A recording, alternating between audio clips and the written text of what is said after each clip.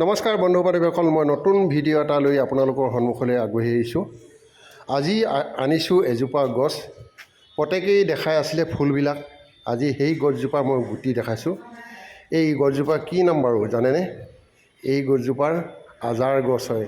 আজাৰ ফুলবিলাক প্ৰত্যেকেই ভিডিঅ' বনাই আপলোড কৰি আছিলে ফেচবুকত, ধুনীয়াকৈ দেখাই আছিলে।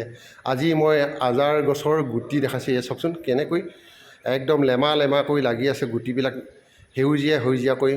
মোৰ দেখি ভাল লাগিল, সেইকাৰণে মই সৰু ভিডিঅ' এটা বনাই আপোনালোকৰ সন্মুখলৈ আগবঢ়াই দিলোঁ। আপোনালোকেও এই ভিডিঅ'টো চাই নিশ্চয় ভাল পাব।